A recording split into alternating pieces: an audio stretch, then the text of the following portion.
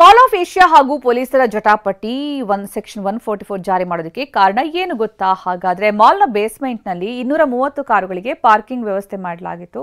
Bike parking ಶುಲ್ಕ ನೀಡೋದಕ್ಕೆ ಸವಾರರು ವಿರೋಧ ವ್ಯಕ್ತಪಡಿಸ್ತಾ ಇದ್ರು. 800 ಬೈಕ್ಗಳು ನಿಲ್ಲಿಸುವಷ್ಟು ಮಾತ್ರ ಪಾರ್ಕಿಂಗ್ ವ್ಯವಸ್ಥೆ ಮಾಡಲಾಗಿತ್ತು. ಹೀಗಾಗಿ ರಸ್ತೆ ಬದಿಯಲ್ಲಿ ಪಾರ್ಕಿಂಗ್ ಮಾಡಲಾಗ್ತಾ ಇತ್ತು ಸವಾರರಿಂದ.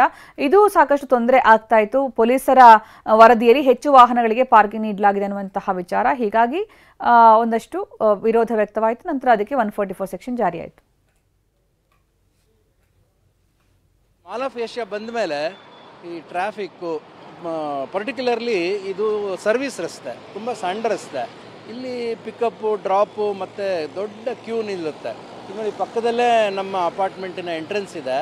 ಇದು ಒಳಗೆ ಬರೋದಕ್ಕೆ ಸಾಧ್ಯವಿಲ್ಲ. ಭಾಳ ಜನ ಕನ್ಫ್ಯೂಷನ್. ಜನರಲ್ ಪಬ್ಲಿಕ್ಗೂ ಭಾಳ ತೊಂದರೆ ಆಗಿದೆ.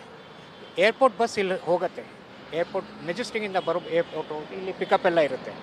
ಇಲ್ಲಿ ಪಿಕಪ್ ಮಾಡಬೇಕು ಅಂದ್ರೂ ಅವ್ರಿಗೆ ಸ್ಟಾಪಿಂಗ್ ಪಾಯಿಂಟ್ ಇಲ್ಲ, ಯಾಕೆಂದರೆ ಟ್ರಾಫಿಕ್ ಅಷ್ಟೊಂದು ಜಾಮ್ ಆಗಿದೆ. ಅದು ಒಂದು ಪರ್ಟಿಕ್ಯುಲರ್ಲಿ ನಮಗೆ ಇಲ್ಲಿ ಆ್ಯಕ್ಚುಲಾಗಿ ಇಲ್ಲಿ parking, double parking, single parking ಎಲ್ಲ ಸೈಡ್ ರೋಡ್ನಲ್ಲೆಲ್ಲ ಮಾಡ್ತಾ ಇದ್ದಾರೆ. ಅದನ್ನು ಫುಲ್ ತೆರವು ಮಾಡಿಸ್ಬಿಡಿ. ಪ್ಲಸ್ ಇದು ಫುಟ್ಪಾತ್ ಏನಿದೆಯೋ ಅದನ್ನು ಒಂದು ಸ್ವಲ್ಪ ಕ್ಲೀನ್ ಮಾಡಿಸಿ ಪೆಡೆಸ್ಟ್ರಿಯನ್ಸ್ ಆರಾಮಾಗಿ ಓಡಾಡೋ ಹಾಗೆ ಮಾಡಿಕೊಡಿ ನಮಗೆ. ಆ್ಯಂಡ್ ಅಪಾರ್ಟ್ ಫ್ರಮ್ ದಟ್ ಇಲ್ಲಿ ಎಂಟ್ರೆನ್ಸ್ನಲ್ಲಿ ಪ್ರಾಪರ್ ಡಿಸ್ಪ್ಲೇ ಬೋರ್ಡ್ಸ್